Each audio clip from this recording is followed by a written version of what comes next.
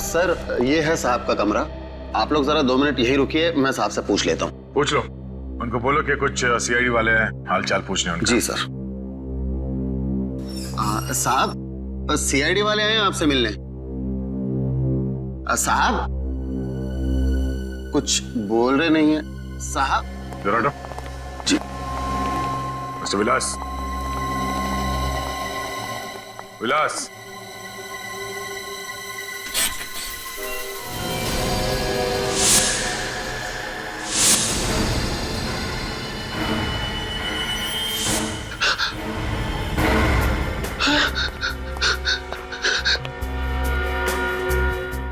किसने किसने मार डाला मेरे साहब को? तुम तो यहीं पे थे ना? हाँ? जी मैं यहीं पे था, मैं बाहर बैठा हुआ था, मुझे पता नहीं साहब को किसने मार दिया। ऑफिस के बाकी के लोग कितने बजे गए यहाँ? सब लोग 6 बजे के आसपास चले गए थे साहब। और सबके जाने के बाद कोई आया था यहाँ पे इनसे मिलने के लिए? कोई नहीं आया साहब, कोई भी नहीं। किसी की चीखने चिल्लाने की आवाज सुनी तुमने? नहीं साहब, मैंने कोई आवाज नहीं सुनी। कोई आवाज नहीं सुनी। एक खून हुआ है यहाँ। कमरे की सारी चीजें अपनी जगह पे है, कोई उथल पुथल नहीं हुआ है। इस आदमी ने अपने आप को बचाने की कोशिश नहीं की होगी। और सब चाकू भी सामने से मारा है। इसका मतलब है विवेक, खूनी विलास के कोई जान पहचान का ही था, जिस पे विलास को कोई शक नहीं था। उसने चाकू निकाला और अचानक इसके छाती पे घोंप दिया। सर कहीं ये खून उस चोरी की वजह से तो नहीं हुआ है जो यहाँ हुई थी? 3 दिन पहले यहाँ पे किस चीज की चोरी हुई थी? सब वो तो किसी को भी नहीं मालूम, सिर्फ विलास सर और करण साहब ही जानते थे बस। करण साहब? ये करण कौन है? इस कंपनी के दूसरे मालिक है वो। हाँ साहब, उस दिन इन दोनों के बीच में झगड़ा भी हुआ था किसी बात को लेकर। झगड़ा हुआ था? जी। और ये करण आज कितने बजे निकला ऑफिस से? सबके साथ ही निकल गए थे, वही करीब 6 बजे के आसपास। 6 बजे के आसपास? हाँ। ऐसी कौन सी चीज है जिसकी चोरी की बात इन दोनों ने किसी को नहीं बताई, और फिर दोनों के बीच में झगड़ा हुआ, और फिर आज ये विलास का खून? कहीं इस खून के पीछे करण का हाथ तो नहीं है?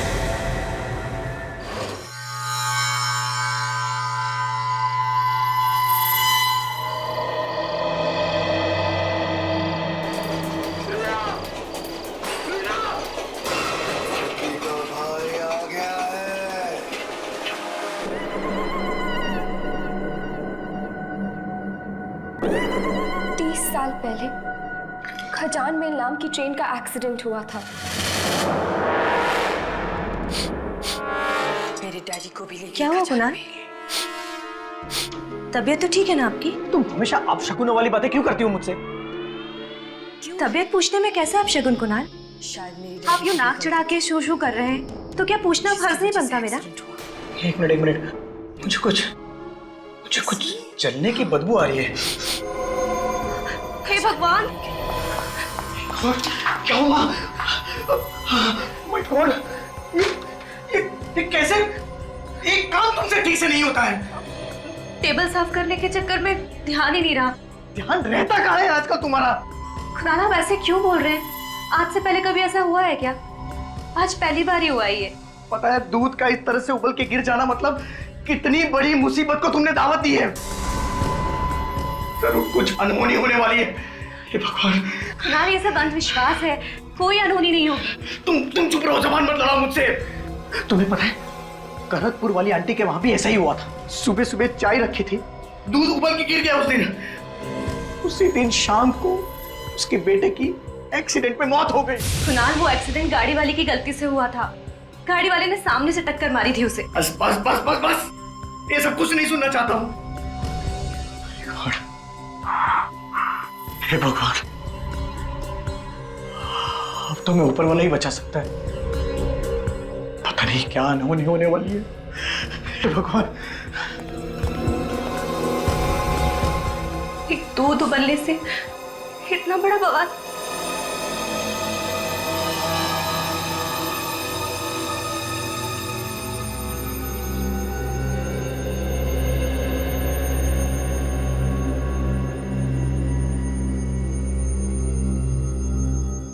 ठीक से संभाल के काम करना, कोई सामान ना टूट जाए।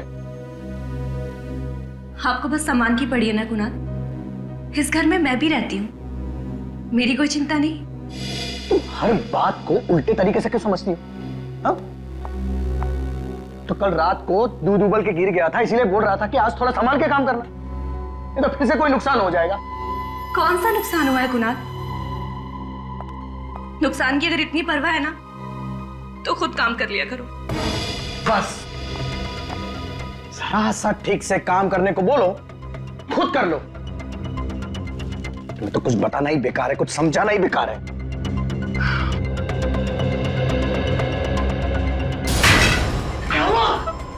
Oh my God! ये क्या कर दिया तुमने? ये बोल रहा था मैं तुम्हें, बोल रहा था कि संभाल के काम करो। मैंने कुछ नहीं किया कुणाल, मैंने बस हाथ लगाया और ये गिर गया। क्या हो रहा है ये सब? दो अनहोनी हो गई है इस घर में। अब तबाही इस घर में आकर ही रहेगी। अनहोनी को अब कोई नहीं रोक सकता।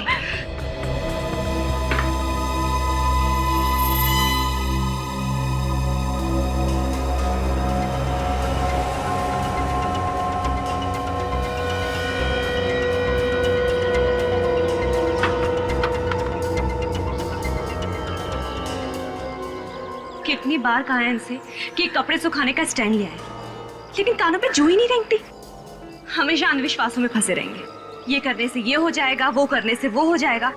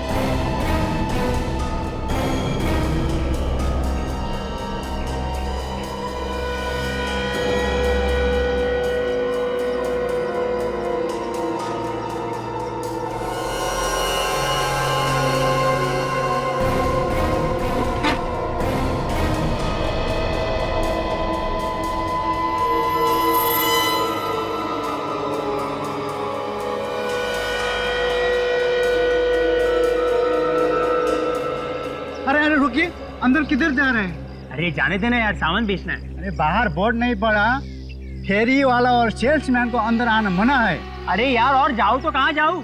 ऑफिस में घुसने नहीं देते, हाँ स्कूल में बेचने नहीं देते, और यहाँ पे तुम लोग सिक्योरिटी वाले बिल्डिंग के अंदर जाने नहीं देते। बहुत देखा तुम जैसे शरीफ आदमी। बाहर कहीं जाकर बेचो अपना सामान।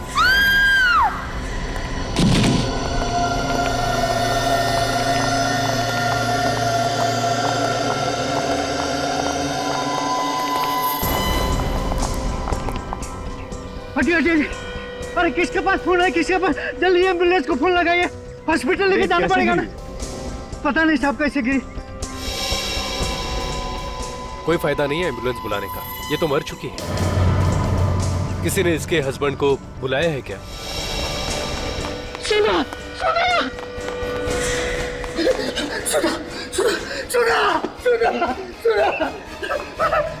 जिसका डर था वही हुआ, हो गई ना रोनी।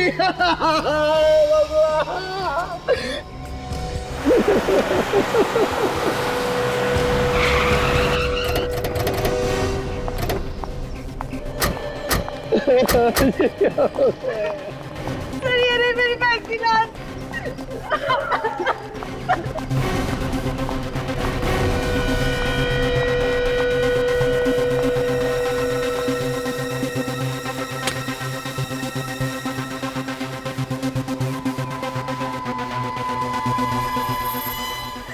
सर मेरी बहन का खून हुआ, उसकी मौत अपने आप नहीं हुई है।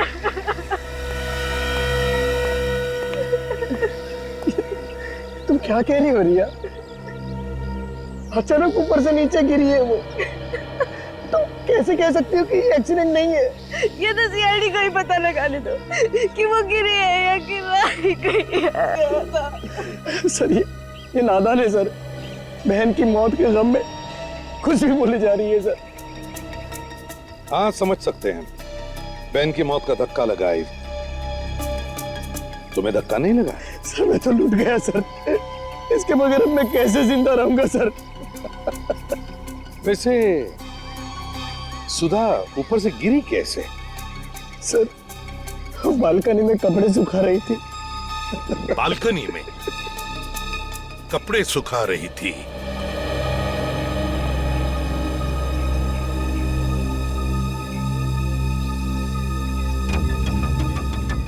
सर लगता है सर के बल गिरी होगी। पैर से फिसल के गिरती तो पैर टूट जाते हैं, झटके में आके गिर गई। मतलब सर जब ये नीचे गिरी इसकी बॉडी को हवा में पलटने का मौका ही नहीं मिला होगा। 2-4 सेकंड में कैसे पलट जाएगी बॉडी? गिरते समय सिर नीचे ही था इसका। अभिजीत, मुझे तो लगता है सुधा को किसी ने धक्का दिया बालकनी से।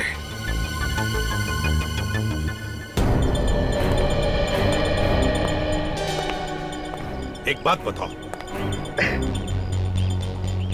जब सुधा नीचे गिरी तब तुम कहां थे? सर मैं घर में ही था सर। सर मेरी बहन तो रोज कपड़े फैलाती है, आज कैसे गिर गई? नहीं समझ रही हो रिया, ये एक अनहोनी है, अनहोनी। मैंने बताया था सुधा को अनहोनी के बारे में। कैसी अनहोनी? सर जिस घर में दूध उबल जाए, शीशा टूट जाए, वो घर अपशकुन होता है। जिस घर में अपशकुन होते हैं उधर अनहोनी होती ही है सर। चुप रहो, बात खराब मत करो। अनहोनी अपशकुन ऐसा कुछ नहीं होता, समझे? सर जो सच है वो तो सच ही है ना,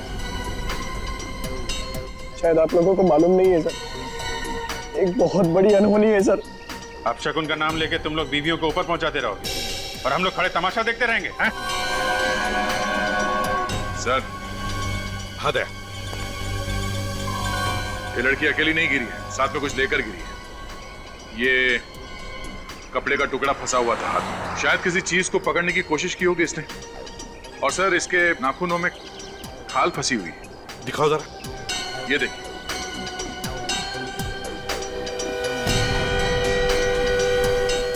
इसका मतलब है ऊपर वहां पर कोई तो था जरूर, कोई तो जरूर था वहां पे। तो फिर उसे खरोंच भी आई होगी।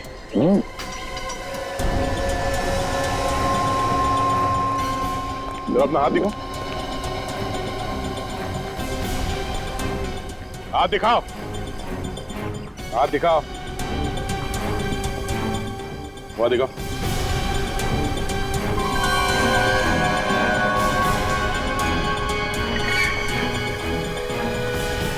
क्या ये?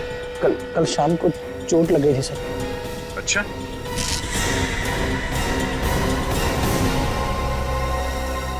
चोट लगी थी या अपनी बीवी के नाखून लगे थे? ऊपर से धक्का दे दिया उसे। मैं अपनी बीवी को क्यों मारूंगा सर? सर उनके आपस में रोज झगड़े होते थे। तो आग में घी डालना बंद कर। सर पति पत्नी के झगड़े तो हर घर में होते हैं सर। इसका मतलब ये तो नहीं कि हर आदमी खून कर देगा। इसे पहचानते हो? सर ये तो सुधा दीदी के जैकेट का कपड़ा है। ये इसका नहीं है? नहीं सर। तुम्हारा नहीं है? अगर ये सुधा दीदी के जैकेट का टुकड़ा है कपड़े का, तो फिर वो उसी के हाथ में कहां से आया? कैसे आया सुधा के हाथ में? क्यों? सर मुझे नहीं पता है सर। हाँ विक, सर वो जैकेट इन कपड़ों में नहीं है। ओह, जैकेट कपड़ों में नहीं है सर, शायद ऊपर कहीं फंस गई हो। अगर ऊपर फंस गई है तो चलो ऊपर चल के इनका घर भी देखते हैं और वो बालकनी जहां से बेचारी सुधा नीचे गिर गई।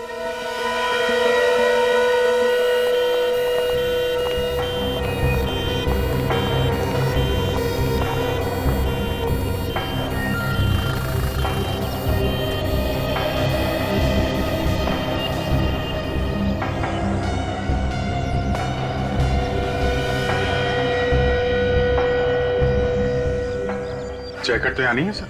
सिर्फ कुणाल ने छुपाया होगा। देखते हैं।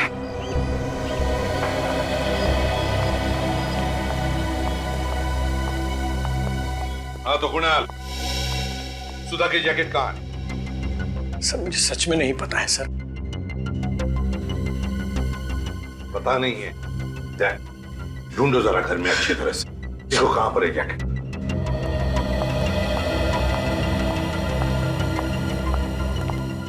तुम्हें पता कैसे चला सुधा नीचे गिर गई है? सर वॉचमैन ने फोन करके बताया था सर। वॉचमैन ने? Yes sir. वॉचमैन इधर आओ। जी साहब। तुमने सुधा मैडम को नीचे गिरते हुए देखा? गिरते हुए नहीं देखा साहब, चीख सुनाई पड़ी, भाग के जाकर देखा तो गिरी पड़ी थी। उस समय बालकनी में कोई था? किसी को देखा तुमने? ये कुणाल साहब? नहीं साहब, मैंने किसी को नहीं देखा। कहीं भी नहीं सर वो जैकेट। जैकेट नहीं है? बड़ी अजीब बात है। बालकनी में भी जैकेट नहीं, घर के अंदर भी जैकेट नहीं, सुधा जहां पर गिर पड़ी है वहां पर भी नहीं, बल्कि उस जैकेट का फटा हुआ टुकड़ा उसके हाथ में है। तो फिर ये जैकेट गई तो गई कहां? सर, हमने सुधा की लाश को फॉरेंसिक लैब में भेज दिया है और उसके नाखूनों में जो खाल मिली थी उसका सैंपल भी भेज दिया सर।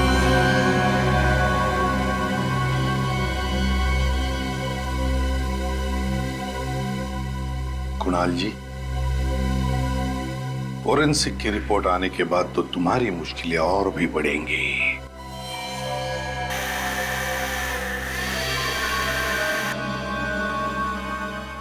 आवाज कैसी? साहब जी, पास वाले घर में फर्नीचर का काम चल रहा है। ओह, तो शायद इन काम करने वालों ने कुछ देखा हो। हाँ, देखते हैं।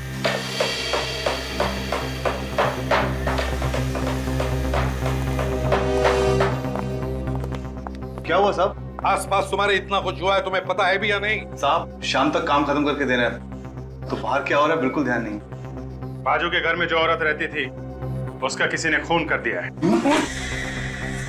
कैसे हो गया खून साहब? बालकनी से धक्का दिया है किसी ने उसे। तुम लोगों ने देखा किसी को धक्का मारते? नहीं साहब, हम लोग तो अंदर ही काम कर रहे थे, बाहर क्या हो रहा है पता ही नहीं। तुम में से किसी ने कुछ देखा? नहीं सर, हमने नहीं देखा। क्या तुम्हारे अलावा और भी कोई था तुम्हारे साथ काम करने वाला? सर, आज तो हम ही लोग काम कर रहे हैं, वैसे एक लड़का और था, हमने उसे भगा दिया। भगा दिया? क्यों? फालतू था सर, किसी भी काम का नहीं था वो। हाँ, कौन वो? सर वो भोलू का भाई था सर। भोलू कौन है? साहब, वो हमारे साथ ही काम करता है। आज उसकी तबीयत खराब थी तो उसने अपने भाई को भेज दिया। सर, कोई भी काम ठीक से नहीं करता था वो, बोलते कुछ और थे और करता कुछ और था। मतलब? अरे साहब, इस दीवार पे छेद करने को बोला था उसको और इस दीवार पे छेद कर दिया उसने। जी सर। हाँ।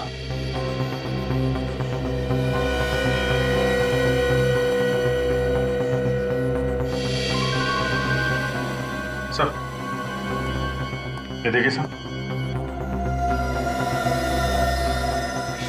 माय गॉड, यहां से तो सुधा का पूरा घर दिख रहा है। सर, ठीक इसी दीवार के पीछे हमारे घर में मिरर लगा हुआ था सर, और वो मिरर गिर गया था और अपशकुन हो गया था सर। बिल्कुल उस तरफ मिरर लगा हुआ था, तो कहीं ऐसा तो नहीं कि किसी ने जानबूझकर ये अपशकुन किया है? हो सकता है सर, मौत को अनहोनी करने के लिए किया होगा। सर, ऐसे क्यों देख रहे हो सर? सर, मैं सच कह रहा हूं सर, मैं निर्दोष हूं सर, मैंने कुछ नहीं किया है सर, मैं सच बोल रहा हूं सर। हो सकता है नहीं किया हो, किसी से करवाया हो। जो पता चल जाएगा। भोलू का एड्रेस देना हमें, और इस भोलू के भाई का स्केच बनवा लो। यार भोलू, कुछ काम धाम बता ना, खाली बैठे बैठे तंग आ गया हूँ यार। तू क्या काम करेगा? तुझे तो कुछ आता ही नहीं है यार। यार भोलू, वो जो तू लकड़ी का काम करता है उसी में मुझे अपने साथ रख ले। नहीं भैया नहीं, वो काम तुझसे नहीं होगा। लकड़ी के काम में बहुत बारीकी से काम करना पड़ता है। अगर मैं अभी भी सीखना चाहूँ तो सीख सकता हूँ ना। देखो भाई, वैसे तो सीखने की कोई उम्र होती नहीं है।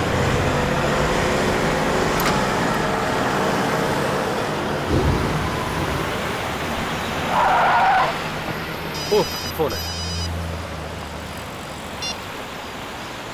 हाँ साहब नमस्ते, बोलू बोल रहा हूँ साहब।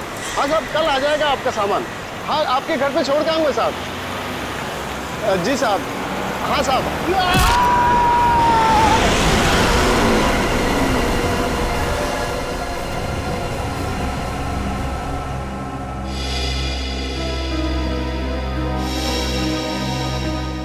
डॉक्टर साहब कुछ बताया इन लोगों ने कि ये एक्सीडेंट हुआ कैसे? नहीं सर, इन्होंने हॉस्पिटल आने से पहले ही दम तोड़ दिया था। शायद वो लड़का जानता है, यही लेके आए थे नहीं यहाँ पे। ये आपको पता है कि ये एक्सीडेंट हुआ कैसे? ये एक्सीडेंट नहीं है सर, इन्हें तो जानबूझ के उड़ाया किसी ने। पीछे से गाड़ी आई और सीधे उड़ा के निकल गई। ये आदमी कौन? सर ये भोलू का भाई है। भोलू का भाई?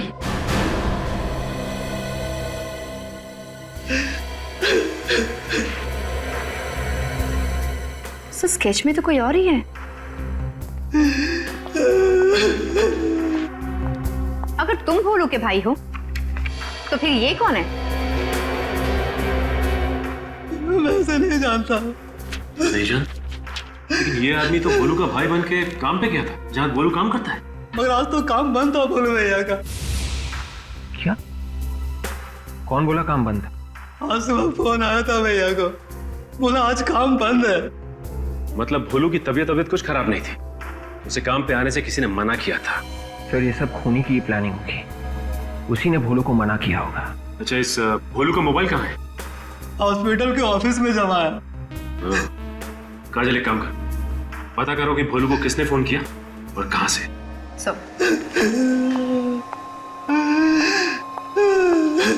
मिस्टर कुणाल, इसे पहचानते हैं आप? नहीं सर, कौन है सर ये? शायद इसी आदमी ने तुम्हारी वाइफ सुधा का खून किया है। पर सर मेरी वाइफ सुधा की इसके साथ क्या दुश्मनी हो सकती थी? दुश्मनी इसकी नहीं, किसी और की भी हो सकती है। आपको किसी पे शक है? मैं किसी पे क्यों शक करूं सर? मेरी बीवी काम ही ऐसे करती थी, मना करने के बावजूद भी अपशगुनों वाले काम किया करती थी। ये लो सर, फिर शुरू हो गया ये व्याख्यान देना बंद करो। अंधविश्वास पे भरोसा करना बेवकूफी होती है। तो सर आप ही बताइए सर, कैसे मरी मेरी बीवी? चलो। सर जिस नंबर से भोलू को फोन आया था उसका पता चल गया है। कहाँ का? श्रेया फार्मास्यूटिकल्स का। ओके ठीक है। Mister Kunal. Yes sir. Shreya pharmaceutical का नाम सुना आपने? हाँ सर, मेरी वाइफ की एक दोस्त उधर काम करती है। सुधा की दोस्त का नाम क्या है? शिल्पा। दोनों के कैसे रिलेशन है? वो सब तो मुझे सब पता नहीं है सर, पर दोनों अच्छी दोस्त थी। आखिरी बार कब मिले थे ये लोग? परसों सुधा उससे मिलने गई थी सर, मैं खुद उसे फार्मास्यूटिकल कंपनी में छोड़ने के लिए गया था। और परसों सुधा ने क्या कपड़े पहने हुए थे? मेरा यह मतलब है कि क्या सुधा ने वही जैकेट पहना हुआ था? हाँ सर, परसों उसने वही जैकेट पहना हुआ था सर। हाँ। तो सुधा की मौत की वजह उस जैकेट में ही छुपी होगी। शिल्पा को अरेस्ट करो। सर मेरा ही नाम शिल्पा है। आप श्रेया फार्मास्यूटिकल कंपनी में काम करती? जी हाँ करती हूँ। सुधा परसों आपके साथ थी, मगर बात क्या है? शिल्पा जी आपकी दोस्त सुधा का खून हो गया है। खून? मगर कैसे? किसी ने धक्का दिया था उन्हें। धक्का? किसने? वही जानने आए हम लोग। अब मुझसे क्या जानना चाहते हैं? मुझे क्या मालूम? आपको सब कुछ मालूम है क्योंकि सुधा के खून में आपका भी हाथ है। मेरा हाथ? लेकिन मैं क्यों मारूंगी उसे? जैकेट के लिए। तुमने जैकेट के लिए सुधा को मारा है।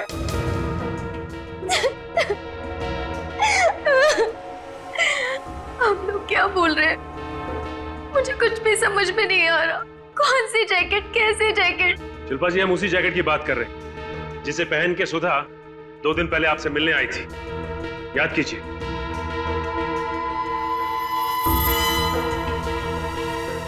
जैकेट पहनकर तो आई थी, लेकिन लेकिन मुझे उस जैकेट की क्या जरूरत है? मेरे पास तो बहुत सारी जैकेट है मेरे कपबोर्ड में। काजल, जरा इनका कबर्ड चेक करना। सर। अच्छा, वैसे सुधा उस दिन आपसे मिलने क्यों आई थी? हम साथ में शॉपिंग गए थे। कंपनी के अंदर या कंपनी के बाहर कोई ऐसी चीज हुई जिसे देख के आपको कुछ अजीब सा लगा? उस दिन हम थोड़ी देर के लिए कॉफी पीने बाहर गए और जब लौट के आके देखा तो कंपनी में ताला लग चुका था। तो इसमें ऐसी अजीब सी बात क्या है? हो सकता है ऑफिस बंद करने का टाइम हो गया। ऑफिस बंद करने का टाइम नहीं हुआ था। पूछा तो पता चला कि तलाशी हो रही। तलाशी क्यों हो रही? शायद कुछ चोरी हो गया था। वो जैकेट नहीं मिला। जब आप दोनों कॉफी पीने गए थे तो उस वक्त सुधा ने वो जैकेट पहन रखी थी? नहीं सर, जैकेट तो अंदर ही रखी थी ऑफिस में, चेयर पे। मतलब जब ऑफिस में चोरी हुई थी तो चोर ने वो चोरी का सामान निकालकर उस जैकेट में डाल दिया। मगर सर ऐसी क्या चीज हो सकती है उसमें जिसे हासिल करने के लिए सुधा का खून कर दिया किसी ने? काजल, कुछ ना कुछ तो है जो बहुत इंपॉर्टेंट था और वो अभी उस जैकेट में छुपा हुआ है।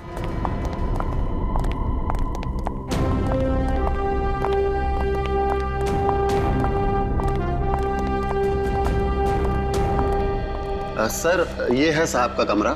आप लोग जरा 2 मिनट यहीं रुकिए, मैं साहब से पूछ लेता हूँ। पूछ लो, उनको बोलो कि कुछ सीआईडी वाले हाल चाल पूछने उनका। जी सर। साहब, सीआईडी वाले आए हैं आपसे मिलने। साहब कुछ बोल रहे नहीं है साहब। जरा हटो। जी। मिस्टर विलास, विलास,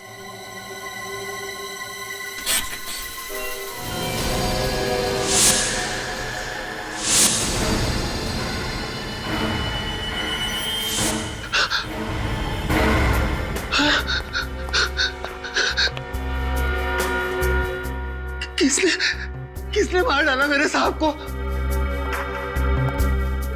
तुम तो यहीं पे थे ना? हाँ? जी, मैं यहीं पे था। मैं बाहर बैठा हुआ था। मुझे पता नहीं साहब को किसने मार दिया। ऑफिस के बाकी के लोग कितने बजे गए यहाँ से? सब लोग 6 बजे के आसपास चले गए थे साहब। और सबके जाने के बाद कोई आया था यहाँ पे इनसे मिलने के लिए? कोई नहीं आया साहब, कोई भी नहीं। किसी के चीखने चिल्लाने की आवाज सुनी तुमने? नहीं साहब, मैंने कोई आवाज नहीं सुनी। कोई आवाज नहीं सुनी। एक खून हुआ यहाँ। कमरे की सारी चीजें अपनी जगह पे है, कोई उथल पुथल नहीं हुआ है। इस आदमी ने अपने आप को बचाने की कोशिश नहीं की होगी। और सब चाकू भी सामने से मारा है। इसका मतलब है विवेक, खूनी विलास के कोई जान पहचान का ही था, जिसपे विलास को कोई शक नहीं था। उसने चाकू निकाला और अचानक इसके छाती पे घोंप दिया। सर, कहीं ये खून उस चोरी की वजह से तो नहीं हुआ है जो यहाँ हुई थी? 3 दिन पहले यहाँ पे किस चीज की चोरी हुई थी? सब वो तो किसी को भी नहीं मालूम। सिर्फ विलास सर और करण साहब ही जानते थे बस। करण साहब? ये करण कौन है? इस कंपनी के दूसरे मालिक है वो। हाँ साहब, उस दिन इन दोनों के बीच में झगड़ा भी हुआ था किसी बात को लेकर। झगड़ा हुआ था? जी। और ये करण आज कितने बजे निकला ऑफिस से? सबके साथ ही निकल गए थे, वही करीब 6 बजे के आसपास। 6 बजे के आसपास? हाँ। ऐसी कौन सी चीज है जिसकी चोरी की बात इन दोनों ने किसी को नहीं बताई, और फिर दोनों के बीच में झगड़ा हुआ, और फिर आज ये विलास का खून। कहीं इस खून के पीछे करण का हाथ तो नहीं है?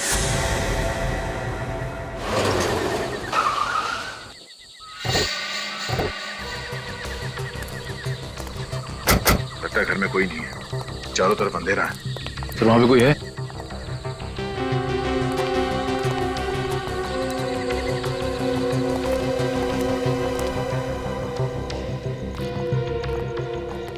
आप लोग करण सर से मिलने हैं? हाँ, तुम कौन हो? मैं हर्ष, उनका असिस्टेंट। तो तुम भी श्रेया फार्मास्यूटिकल में काम करते हो? जी। तो फिर यहाँ बाहर क्यों खड़े? मुझे करण सर का फोन आया था, उन्हें मुझसे मिलना है। इनफैक्ट मैं तो पुणे निकल गया था, बीच रास्ते से मुझे वापस आना पड़ा। लेकिन यहाँ पर आकर देखा तो सर मुझे भुला के पता नहीं कहाँ चले गए। घर बंद है। अच्छा, कब से खड़े हो यहाँ पे? अभी अभी आया हूँ। तो कहाँ गए होंगे, कुछ अंदाजा है? सॉरी। मोबाइल फोन तो होगा ना उनका? जी। प्लीज। वैसे कुछ फायदा नहीं फोन करके, मोबाइल बंद है उनका। मैं कई बार ट्राई करके देख चुका हूँ। ठीक है, थैंक यू। सर ये करण ऑफिस में नहीं है, घर पे नहीं है, फोन बंद करके कहाँ बैठा होगा?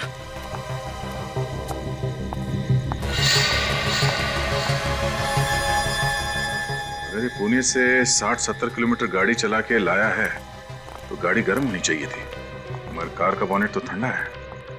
झूठ बोल रही है, मामला कुछ और ही है। सर, इस करण का फोन बंद आ रहा है। ठीक है, कोई बात नहीं, फिर कभी आके मिल लेंगे। चलो बैठो।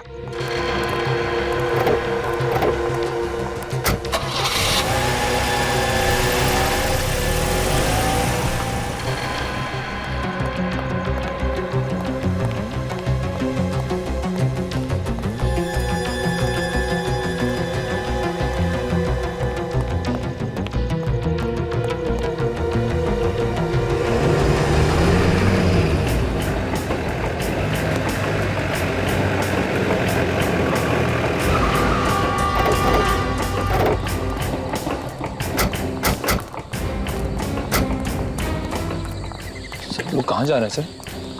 फिर तुम्हें मेरी तरह बनना है तो हालात और मौका देख के मुंह खुला करो।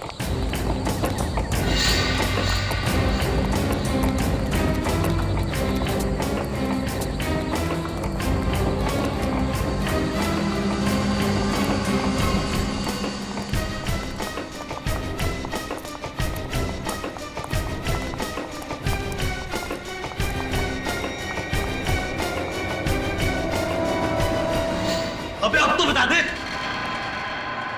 तुझे जिंदा जाना है कि नहीं जाना यहां से? पूरा घर खंगाल लिया मैंने, लेकिन तेरा वो फॉर्मूला मिलता ही नहीं। सुन, मैं और इंतजार नहीं कर सकता। वो फॉर्मूला दिखने भी नहीं वाला तुम लोगों को, चाहे तुम लोग कुछ भी कर लो। सुनत, रस्सी जल गई मगर बल नहीं गया अभी तक। इसने मरने की सोच ही ली है, तुम मार ही देते हैं ना इसे।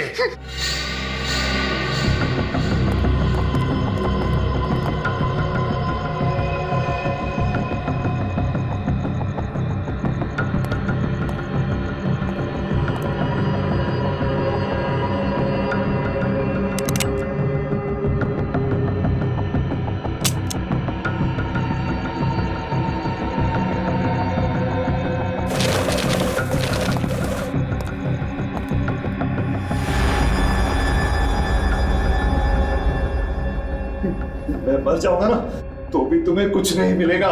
जब मौत सामने दिखती है ना तो अच्छे अच्छों की पैंट गीली हो जाती है। तुझे लगा मैं झूठ बोल रहा हूं?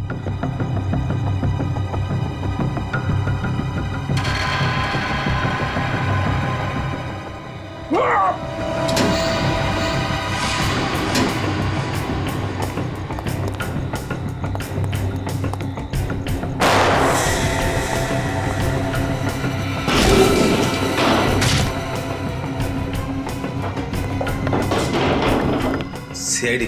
सीआईडी?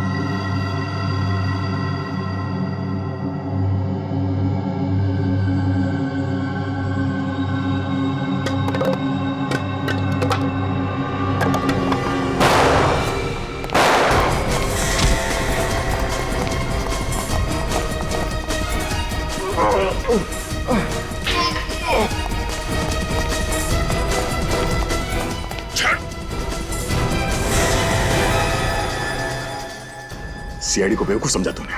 सर, इन लोगों को छोड़ना मत। सर, ये लोग लाखों लोगों की जान लेना चाहते हैं।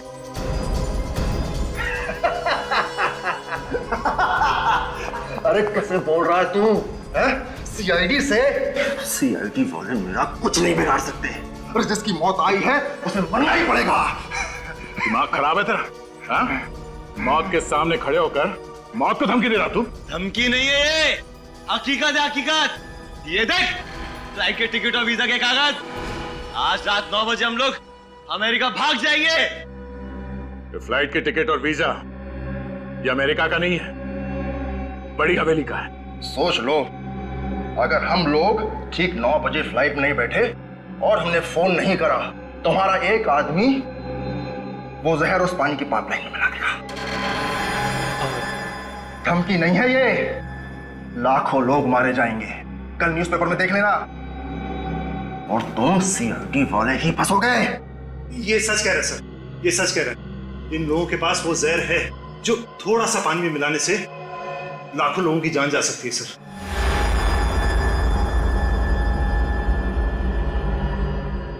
मगर सर ऐसा कोई जहर बना ही नहीं है।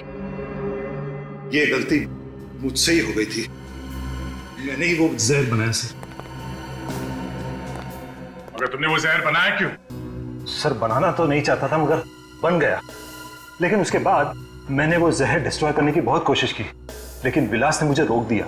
विलास ने क्यों रोका आपको? सर क्योंकि विलास चाहता था कि हम उस जहर पर और रिसर्च करें। वो चाहता था कि उसे और मात्रा में बनाकर हम मार्केट में उतारें, लेकिन मैंने ऐसा करने से मना कर दिया सर। तो फिर वो जहर इनके पास पहुंचा कैसे? सर ये लोगों ने वो जहर हमारे लैब से चुराया। ये राम कहानी बंद करो और हमें एयरपोर्ट छोड़ने का इंतजाम करो। 7:15 बज चुके हैं। अब लोगों को बचाने के लिए तुम्हारे पास सिर्फ 45 मिनट ही बाकी हैं। तू यहाँ क्या खड़ा है? चल जा, फॉर्मूला लेकर आ।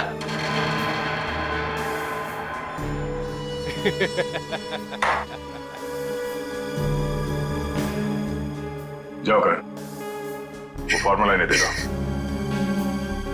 अगर फॉर्मूला इनके हाथ लग गया तो ये लोग उसका गलत इस्तेमाल करेंगे।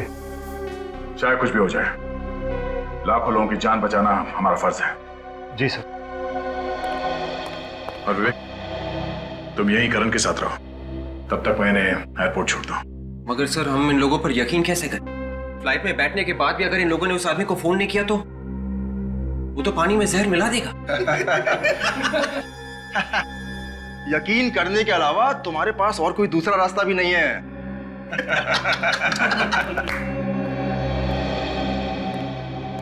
सर वो फॉर्मूला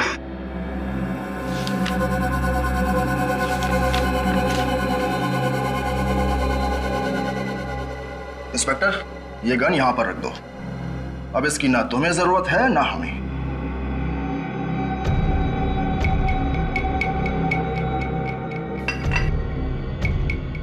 अपनी गन भी रख दो इंस्पेक्टर।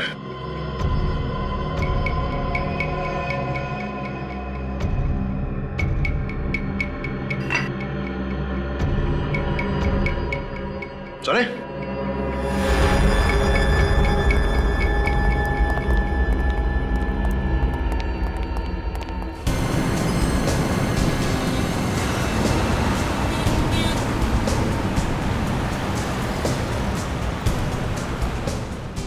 ये तू कहाँ ले जा रहा है? एयरपोर्ट जाने का शॉर्टकट है ये। भाई आधा घंटा तो हो गया है, टाइम पर पहुंचेंगे ना? अरे हर्ष तू तो टेंशन क्यों लेता है यार? ये तो सीआईडी की जिम्मेदारी है, फ्लाइट के अंदर तक बैठा के आएगा ये हमें। लेकिन मुझे तो इन सीआईडी वालों के चेहरे पे बिल्कुल भी टेंशन नजर नहीं आ रहा। सीआईडी का बहादुर सिपाही है, ऐसे ही थोड़ी ना टेंशन आएगी इसे।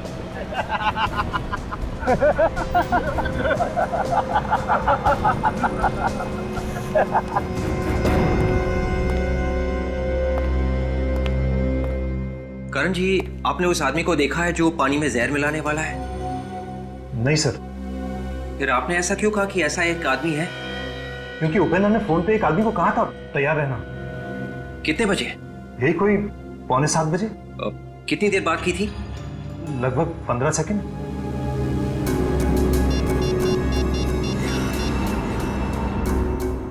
हेलो, हाँ देखिए मैं सीआईडी से बात कर रहा हूँ, एक इमरजेंसी है, प्लीज आपकी मदद चाहिए। लाखों लोगों की जान खतरे में है।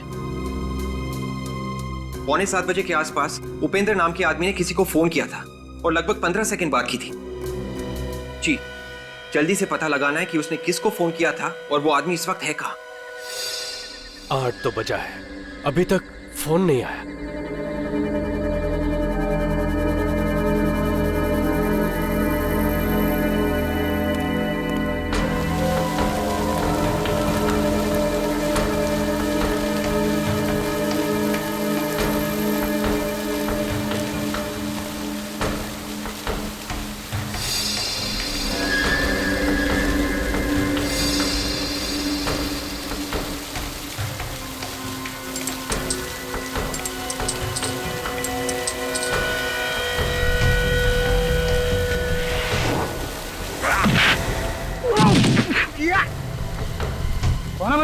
फरिश्ते।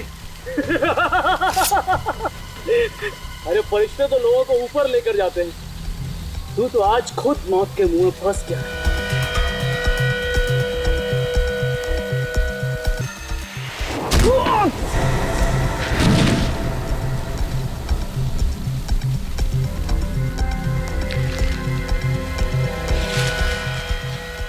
मैंने कुछ नहीं किया,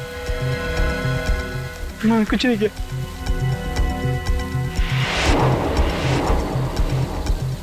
जहर मिलाएगा? हाँ? चल।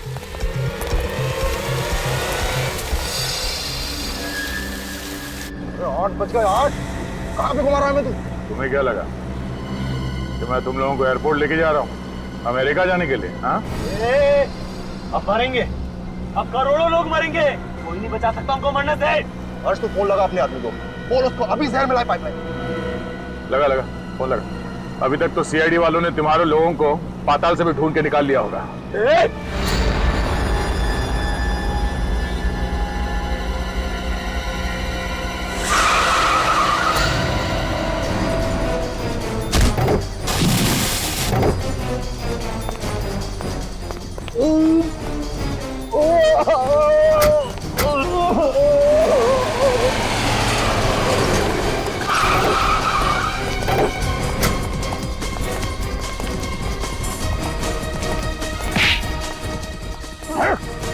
लाखों लोगों को मारेगा तू, लाखों लोगों की जान लेगा तू। हाँ, किसी की जान लेना इतना आसान है?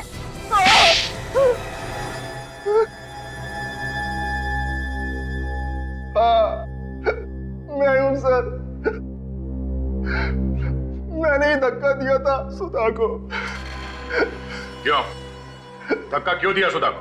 सर उसकी जैकेट में जहर वाली बोतल छुपी थी सर, वो मुझे नहीं मिल रही थी इसलिए। वो जहर वाली बोतल सुधा की जैकेट में किसने छुपाई थी? हर्ष ने छुपाई थी सर। सर जैसे मैंने वहां से बोतल चुराई, वहां बवाल बच गया सर। अरे अब तो बता दो किसने किया ये? आज तक तो इस कंपनी में कभी चोरी नहीं हुई, अब ये भी शुरू हो गया यहाँ पे। अभी बता देगा तो बच जाएगा, नहीं तो नौकरी जाएगी उसकी। You please start the checking. सभी की तलाशी ली जाने लगी सर।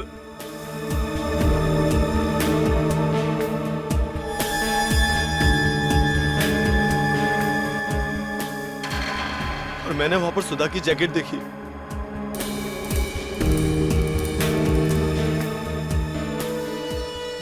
और मैंने वो बोतल सुधा की जैकेट में छुपा दी। और सब कुछ चेक होने के बाद मैंने वो बोतल निकालने की बहुत कोशिश की, पर मुझे मौका ही नहीं मिला और सुधा वहां से चली गई। फिर क्या किया तुम लोगों ने? मैंने सुधा के घर के चक्कर लगाने शुरू कर दिए। हमें किसी भी कीमत पे वो जहर की बोतल चाहिए थी। फिर मुझे पता चला कि सुधा का पति अंधविश्वासी है। और इसी बात का फायदा उठाया तुमने। भोलू को फोन करके बोला कि काम पे मत आओ, और उसका भाई बन के वहां पास वाले फ्लैट में गए काम करने। हाँ, और सुधा के घर में शीशा गिरा दिया। फिर तुम सुधा के घर गए जहां बालकनी में वो कपड़े फैला रही थी। हाँ, उसने वो जैकेट धो दी थी। वो जैकेट को टंगी हुई देखकर मैं बहुत परेशान हो गया। मैंने उस जैकेट को लोने की कोशिश की, तभी सुधा ने मुझे देख लिया। और उसी खींचातानी में तुमने सुधा को धक्का दे दिया। हाँ सर। और विलास को क्यों मारा? विलास को हमारे बारे में सब कुछ पता चल गया था। उसने धमकी दी कि वो सीआईडी को सब कुछ बता देगा। इसलिए उसे भी मारना पड़ा। गुनहगारों को भगवान तो क्या कोई भी माफ नहीं करता। दो बेगुनाह लोगों की जान ली है, कम से कम फांसी होगी, फांसी।